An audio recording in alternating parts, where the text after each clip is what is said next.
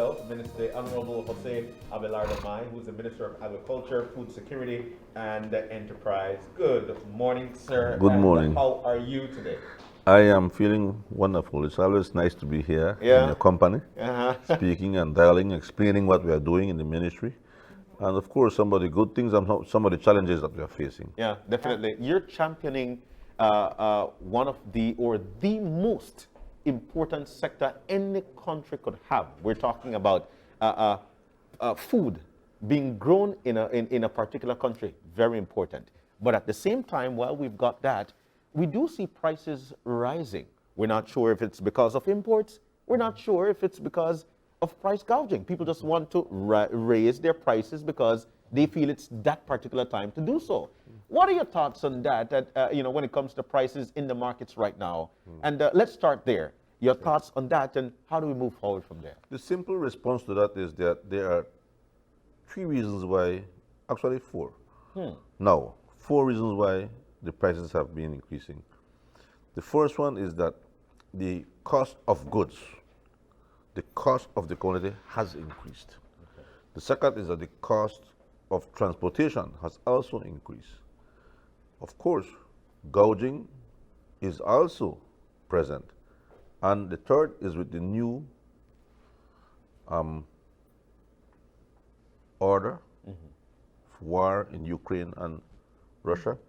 Prices now are even getting higher. But my department, the department that I'm responsible for, which is supplies control, has done an exercise, especially in Belize City, and clearly there is gouging, and that has to be addressed. So let's try to separate the issue for a moment, because we get our regular updates from the Statistical Institute of Belize. We know that inflation is up. It's up not just in Belize, in other parts of the world as well. So the cost of things in general are astronomically high for your average consumer. How do you differentiate between what is inflation and what is price gouging? Yeah. Okay, there are two sets of items. One that is price control item, and there is one that's price regulated item. Price control, for example, sugar. The government sets the price. 75 cents is what you can sell sugar at per pound, and that's it. That's a price regulated good. And price control good. The price regulated good is based on percentage markup. The law says that there is a certain percentage you mark up on wholesale and a certain percentage on retail. Okay. Now, supplies control officers walk into a store and they look at the price of sugar, and it's at 90 cents a pound. Right, and there and then you know that he has violated the supplies control regulations. Okay. Right? And therefore that person is taken to court, a long drawn out process, preparing all the documentation with the police department, then taking it to the court. It's a long drawn out process, which is not working for us. Now, he finds a certain commodity and he sees a price on it. It's not a price control good, it's a price regulated good. To define or to determine whether this person is above the percentage allowed, he has to go and ask the owner for a receipt. Let me see your invoice. Who you bought this from? He may have bought it from a wholesaler, an Orange Rock or a Zabri, whatever. And then he has to do his homework, his due diligence, to find where the person bought and at what percentage is markup. What was the cost of bringing that it in? That is an even more tedious job to do. It's challenging. And then we then proceed to the legal aspect. At this moment, though, looking at the inflation, it is unfair that store owners and wholesalers implement a gouging mechanism. It is unfair to the people of this country, and to anybody across the world. So we have proposed to Cabinet in a Cabinet paper that we must make amendments to the Supplies Control Act to implement and to ensure that gouging does not take place. The first thing we are going to do is to institute a ticketing system, similarly to what we did with COVID. COVID, yeah. Ah, Right? okay. So instead of, so I can walk in, and you know there are many, you can break the law easily. You walk into a store and there's not a listed item. If you walk into a shop and you see that the price of sugar is this, price of this is, Nope. that is a price control good, and it must be written on a little blackboard or on the wall of a store. It must be on If you display. don't have that, you are already breaking the regulation. What? Yep. Secondly, you walk into a store and the good does not have a price. That's another regulation you're breaking. That's all over. Yep. Yes. And then thirdly, if I ask you for your invoice and you don't have, again, that's another regulation you're breaking. So for this to work smoothly and efficiently, we have to change the law. So walk into a store, you don't have your list, that's one $250. So instead of going through the court proceeding, you're going to go directly to implementing a fine, essentially. Exactly. Yeah. Right? And then in one store you can find up to 6 or 7 different regulations that are broken. No prices on the Exactly. item, no list No of list. price for the item, invoice available if requested. What else? Yeah. The next one is, let me see if I can remember.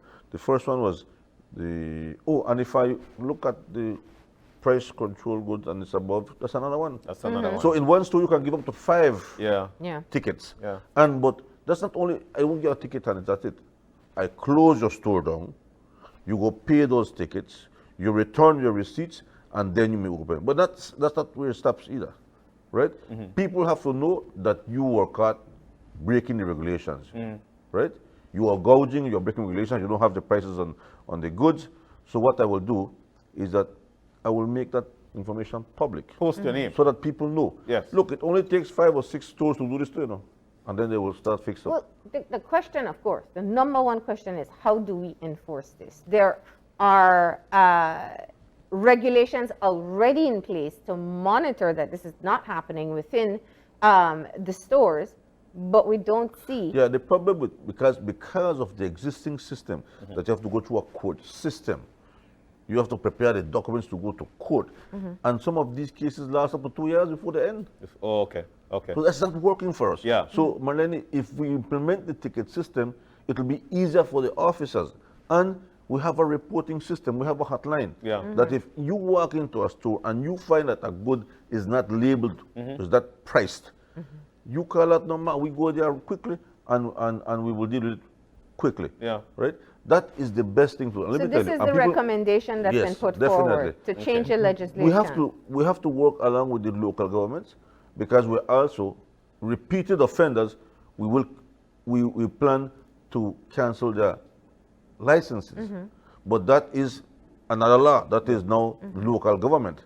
So we have to work with local government so that we can harmonize the law and that we all. Let me play the role of a store here because there are different. Okay, you did mention that something has been submitted to cabinet, so we could eventually try As a to matter get of these fact, it's an streamlined. Attorney General's office right now for Review. Okay, but it is also right now law that you must have these commodities or the price of these commodities, so it's able, so you are able to see it on a piece of board or something there. But are we talking local commodities? Are we talking about imports? Because there are a lot of things in my store. So how am I going to put all these things out good there? question. Yes. There are a list of items and a price, called a price control. Okay, in it there are some food items, and there's also other items, other schedules that may be pharmaceuticals and things like that. I can't list them all out today, right? But there are different schedules. Now, on the price regulated, there's also another set of goods. There are goods that are not regulated at all. Okay. Right? So the store owner does as he pleases because they are not regulated by any law. Let's say, for example, I think cornflakes. Cornflakes is not regulated. So they can mark up whatever price they want. Right? So again, we are doing another exercise, right? Based on consultation with the people. For example, ramen. in my view, and I will apologize for this, I say, because I run the risk of being criticized again. Ramen, I've never eaten ramen in my life. Never. The first time I saw ramen was at university in Alabama when the girls were heating up their food, and that's the first time I saw ramen in my life. And I've never eaten one. Okay. Good. But in some have the view, we shouldn't even import ramen because it's unhealthy. But then the concern from others is, hey, Belize City people eat a lot of ramen. People are very poor, and that's what they consume. So you have to be very sensitive of the way you think and the way you say it. Yeah. Maybe in the north it's different from the Belize City. It is. Yeah. It's not maybe. It is. So some of them say, listen, ramen is a very important commodity for Belize City. Yeah.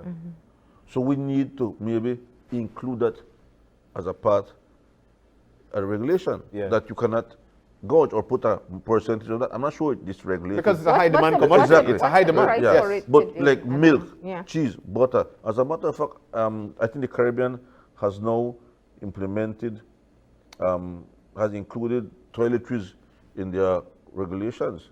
Wow. For example, the sanitary pads, the Pampers for the kids, the wipes now, right?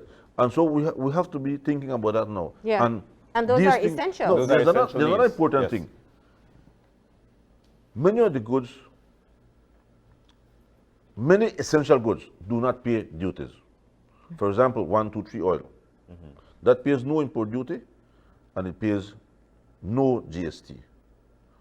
Milk only pays import GST, it doesn't pay import duty. Import duty. Flour pays 76% import duty. Right? And everybody eats bread and flour tortilla. Yes. Right? So some are saying, well, let us review the list of Items, goods yeah. that are heavily Used. taxed, and maybe we can reduce that. That then is a Ministry of Finance. It's not Ministry of Agriculture now, right? It's not Yeah. supplies control. But this is the conversation. So we move in the first phase right now with the supplies The control ticketing act, system. ticket system, And- then we review. What do you do for resources for persons to go out and monitor? How many people Okay. are actually available to I go out and will not monitor? make an excuse, but you know that we never have enough people on the ground to Yeah. do this, right? And I do. So I if we don't want- want to be the excuse, but our people right now on the ground. They were in the South in Independence. They were in Aldi villages doing it. They were in Cayo right now, and they have right now about 10 or 12 people that are supposed to Okay. go to court. But we don't have enough. But implementing the ticket system will make it a lot easier and a lot more effective. But let me come back to, I understand, you'll never have enough manpower to go into every store across the country, but you also spoke about doing a hotline. One of the core issues here is consumer protection mechanisms, of which we don't have a very strong, I know there's a consumer unit in Bureau of Standards or something along those lines, but consumer protection is important for people to know what should be allowed within a store, so I could call your hotline and then your regulators can go out. Is there any plan or consideration for strengthening the consumer protection that's established in the country?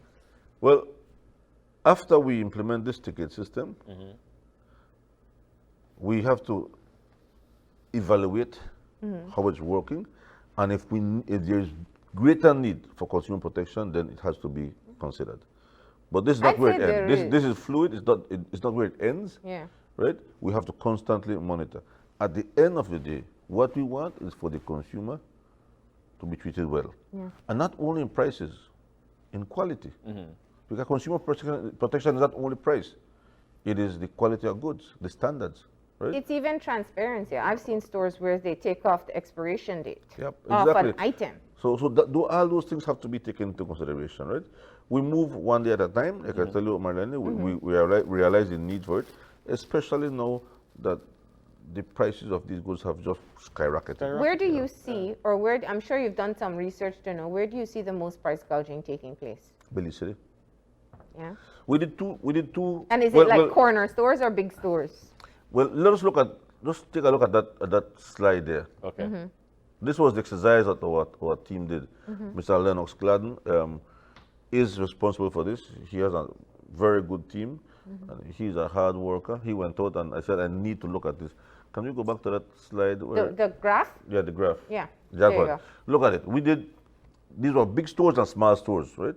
So look at the blue one is a small shop, Oh, wow. right? Look at the oil. At what small shop? Wow. It says 285. So it's your corner store that will, Right. The little mom Yeah. and pop store. Yeah.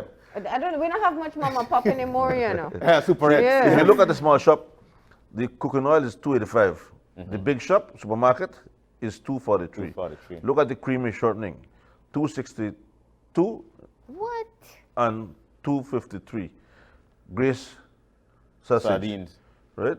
Yeah. So across the board, You can see your clearly small shops prices are higher Than this than one. your higher. major supermarkets. Yep. This Wow. is Belize City. Belize City, Wow. right? Wow. But you know what scares me? Uh-huh. And you know, you're right, because you don't see the prices. When you go to the supermarket, the price is there. But if I go to the corner shop, And it's readily available right there at the corner shop. And you don't want to be wasting fuel after having to go, you know, so. Yeah, I just want you to understand that this is the same presentation I did to cabinet, and I said this is what we found out. Okay. Right. So what we find out here is going to use to change the policy. Right. We have to do things differently.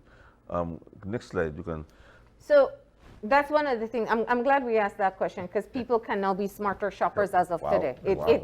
It pays to put together, it saves, I should say, to put together that list and go to the big What is even supermarket. scarier is the cost of inputs for agriculture. I mean, if you look at the price increase of seeds, sweet pepper, cucumber, everything has gone up. Right? Yeah. By the first one, 9%. 9%. Well, No, 9%. that's, All the way that's a down to question I have. 19%. And as Minister of Agriculture, I'm sure you know this problem, that very often we want to encourage, whether it's agriculture or entrepreneurship of any kind. We talk about value-added products. I know you made a big announcement about UHT milk. But the challenge for businesses in Belize is that the cost of importing material that you need to create these products, it's often heavily taxed and very expensive. Well, that has changed, Marlene. Since, and if you look at Plan Belize, agro-processing is a very important component of Plan Belize, Okay. especially the agriculture policy from the farm to the table.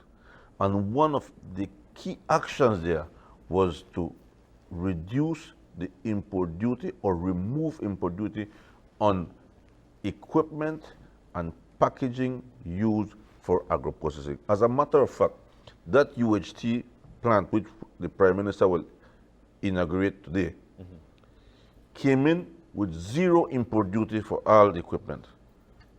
Zero. Yesterday, the Ministry of Finance approved equipment for a soybean processing plant in Blue Creek.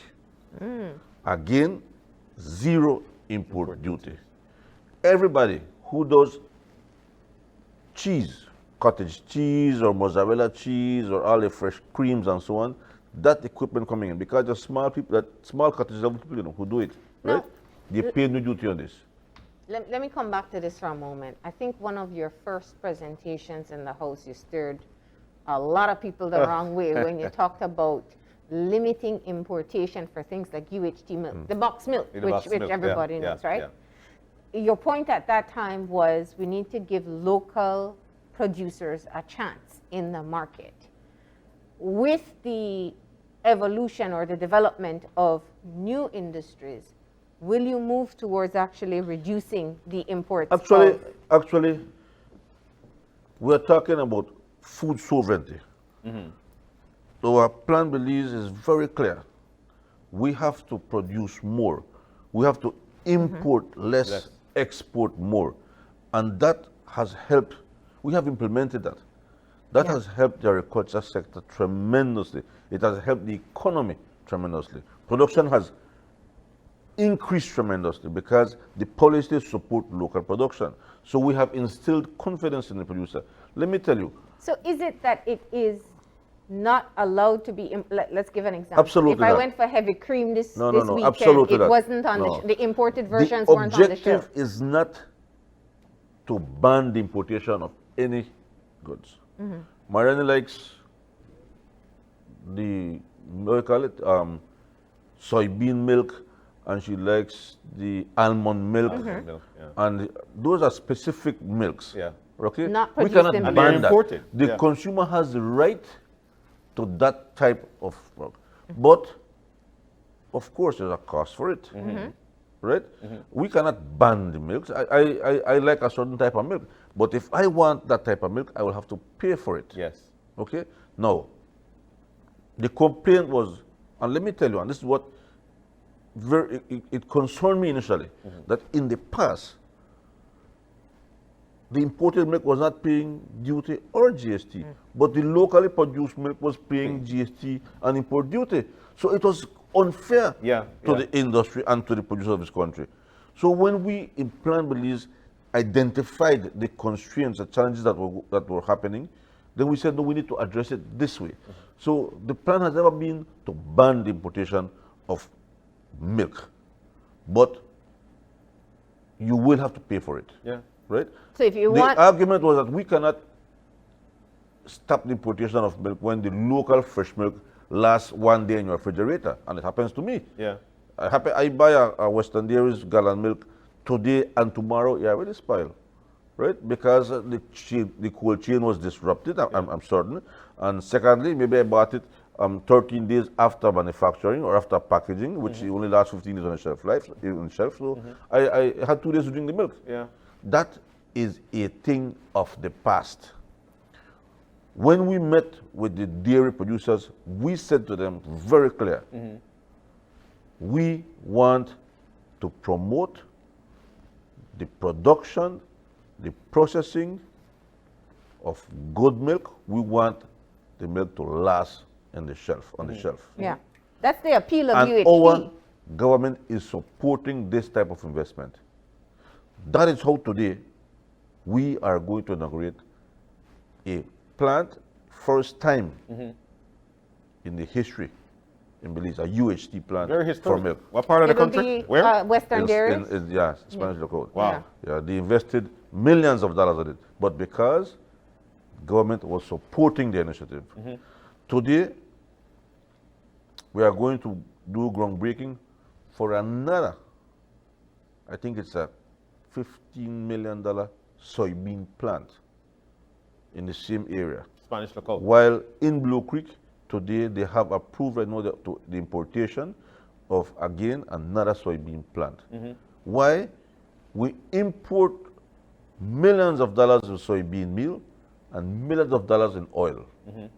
Now, when we start to do these things, you understand that we have to support our local production, Primarily. right? And in the South, our friends in the South are investing millions in coconut production. As a matter of fact, in the North right now, they're going to have about 4,000 or 5,000 acres of coconut for oil and fresh water. Yeah. Now, when we start to produce our coconut oil, whoever wants to bring in another type of oil have to pay for it. But okay, so All let right. me because we're talking here about these commodities. But what about meat? What about meats? In Right. local production. What about imports? I hear one time they import fish.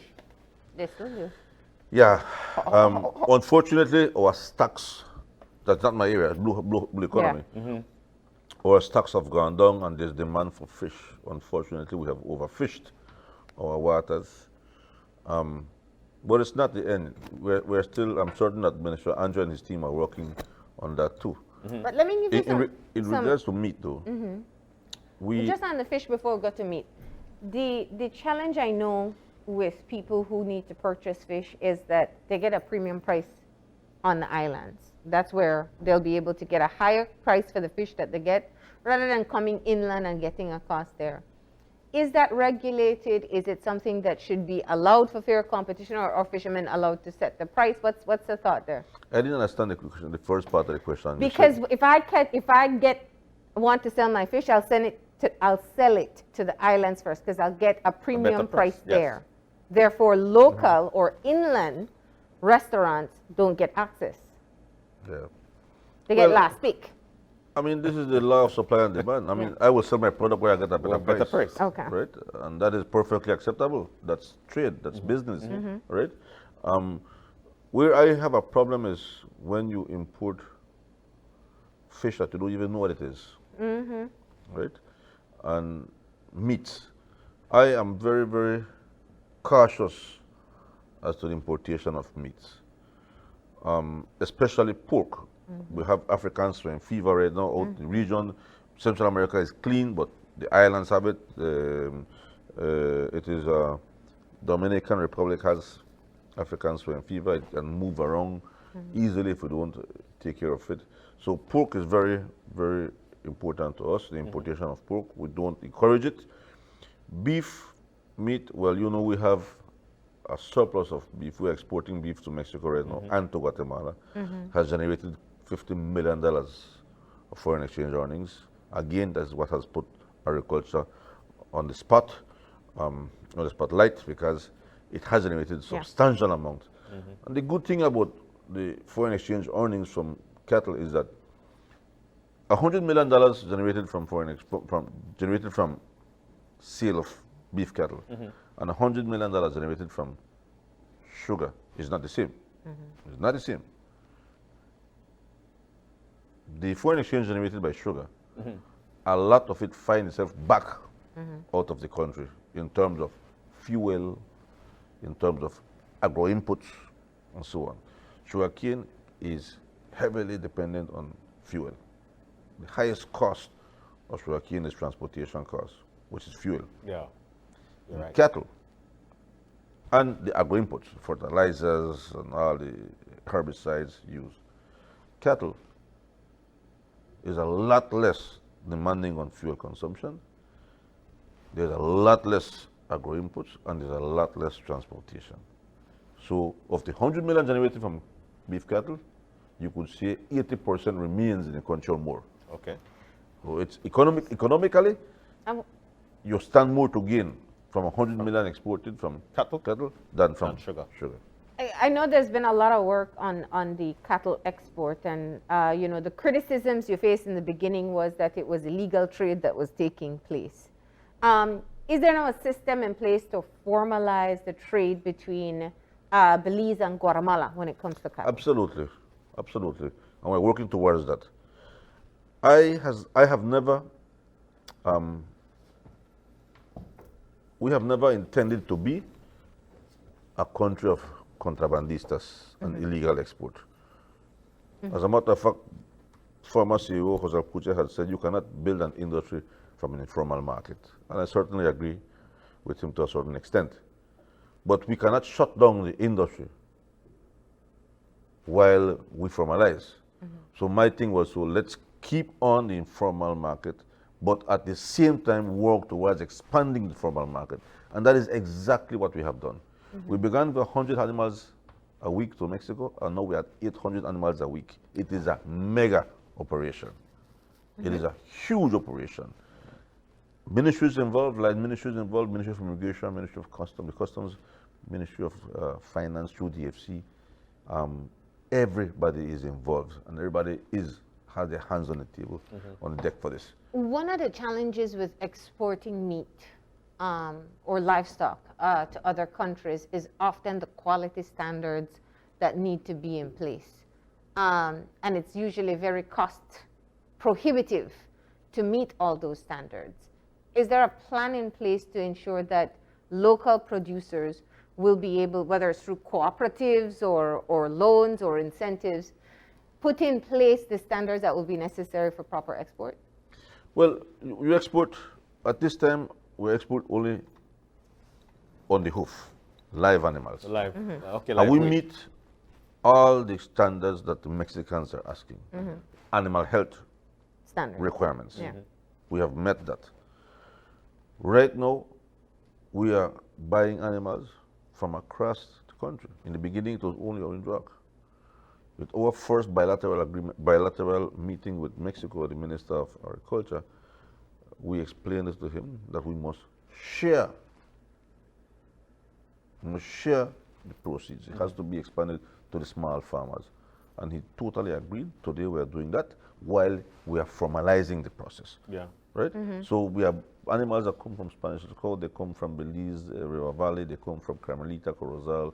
Everybody brings animals to this place where we can export now. So it's a serious I think, advancement we made since we started to export to Mexico.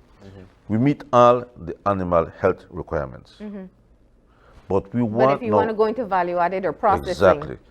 My thing, and I want to probably retire with that someday, to see that we have a USDA or a certified slaughtering facility. Yeah. And we are working towards that. As a matter of fact, Let's think of a Cancun high season and how many steaks are ordered in one night. Oh my goodness. exactly. I mean, Yeah. and you know that the requirements, the animal health requirements Yeah.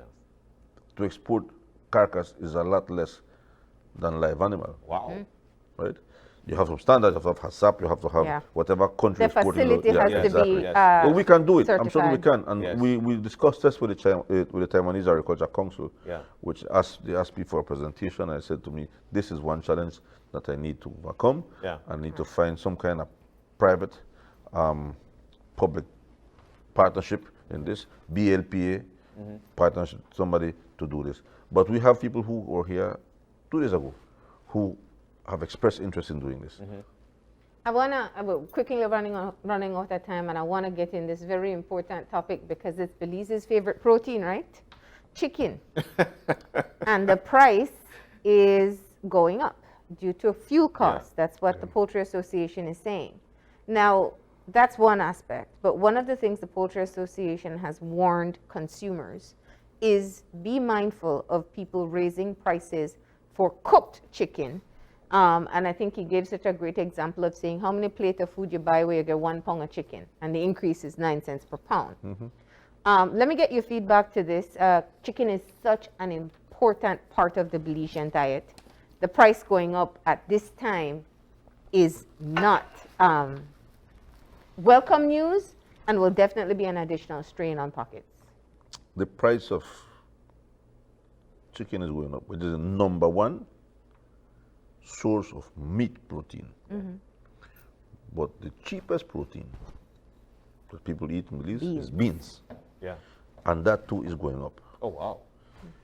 If you look at the cost of fertilizers and ocean freight, you will be it's right there. Yeah. It's just crazy, it's just Yeah. killing. And that was before the Ukraine Yes, Russia before. conflict. It's just crazy. Urea fertilizer went up by 119%. Oh my. Right? I knew, and I have said it before, Yes, yeah. that you will see an increase. What we want to do is to manage the increase. You do not want that an 8 cents increase in poultry will give you a $2 increase in a plate of food or even $1. or $1, Yeah. right? It's not that's not what is expected, right? And But how do you control that? tough one. I was asked that question yesterday, and I was thinking about it last night. It is not even considered. It was not even for consideration in my ministry, supplies control. I think that's another area. But again, it has to be discussed because it is the culinary section now that's being affected. Yeah, it is. Right? It is. Right? And how can we tell the person you cannot raise the price of the plate of food to $1? I don't know if there's standards. I will have to review that. But discuss you know, it's like, you know, they're paying more for the chicken. That's understood, that they're buying by bulk and they're paying 9 cents more per pound. But is that, I mean, you know, add on 9 cents to your plate of food. I think at the end of the day, Marlene, it will be consumer preference. Because you walk into Princess and you pay $12 for a plate of food. Yeah.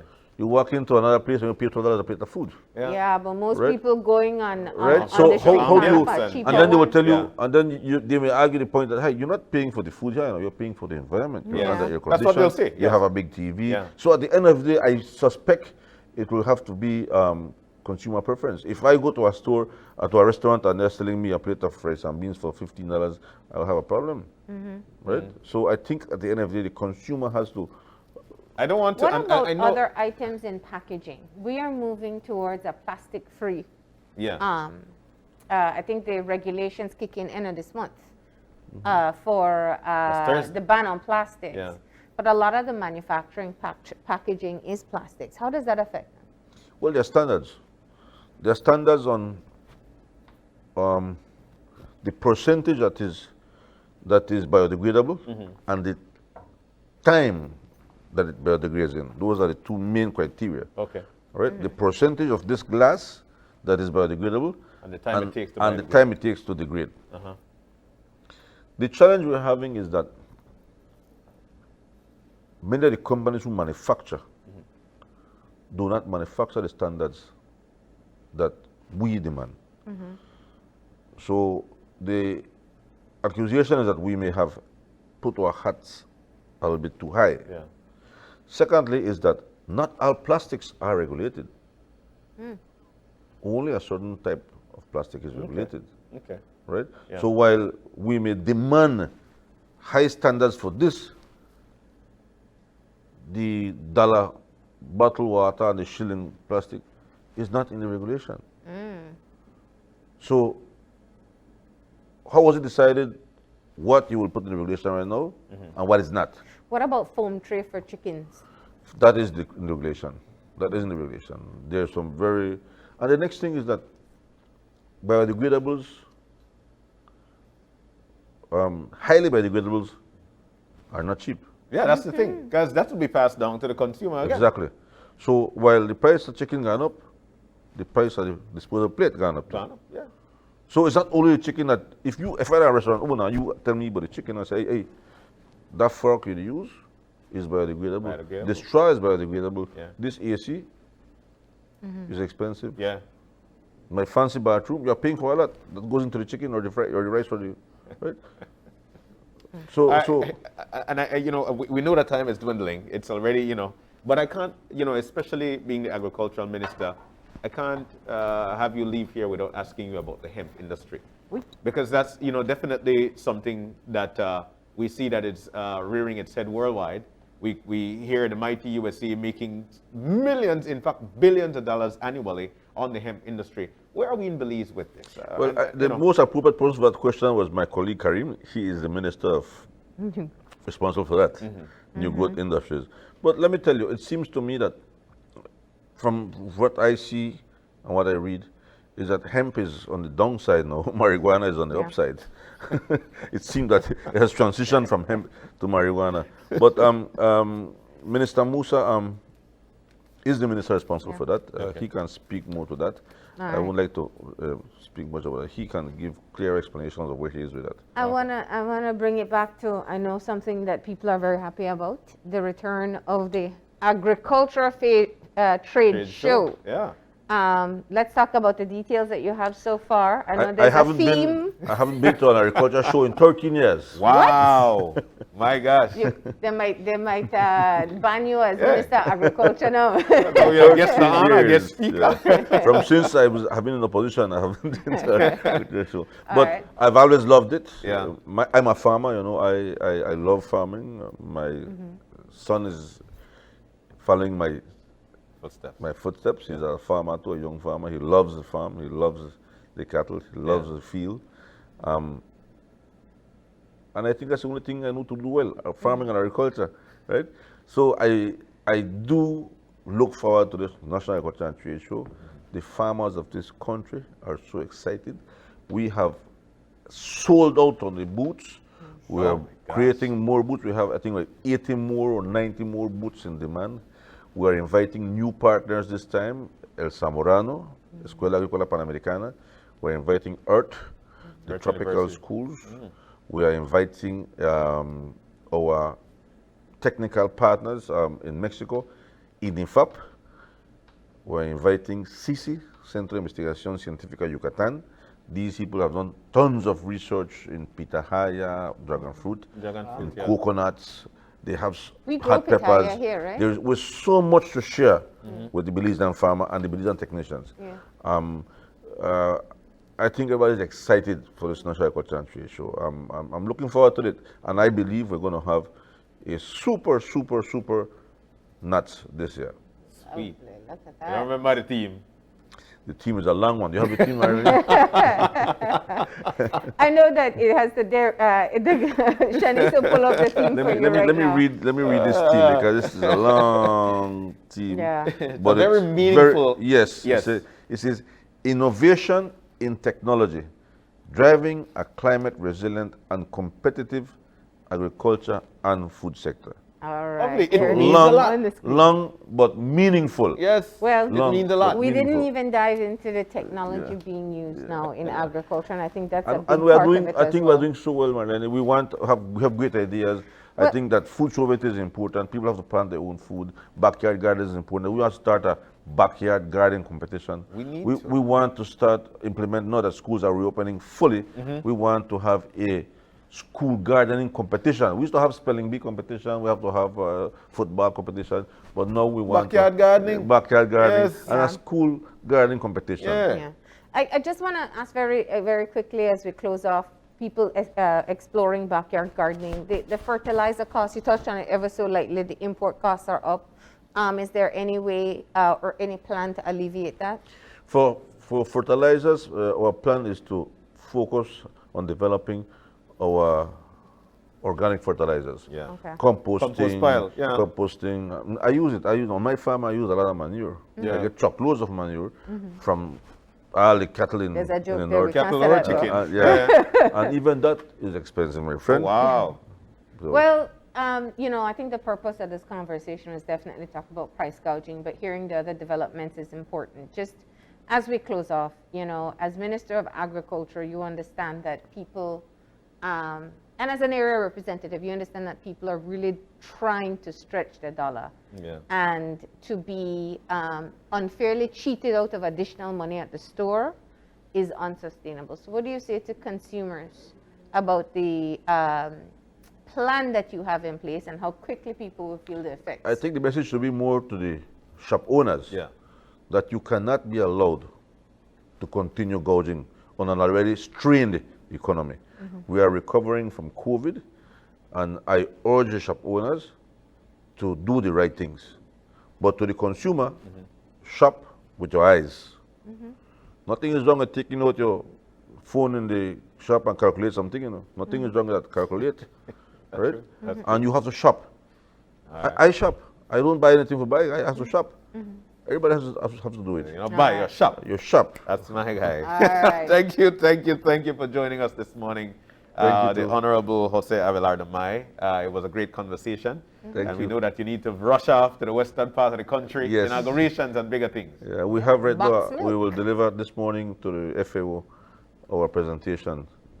There is the 37th LARC conference right now happening in Ecuador. We didn't make it physically, but we are doing it virtually. Okay. Okay. Yeah, All right. so it's Belize's turn to present this morning at 9 o'clock. So All right. All right, Ready for thank that. you, and we wish you best of luck. We're you about very to much. take a break now, but when we come back, we'll be discussing parking meters in Belize City. My goodness. We've got reps from the traffic department in when we come back. Stay with us.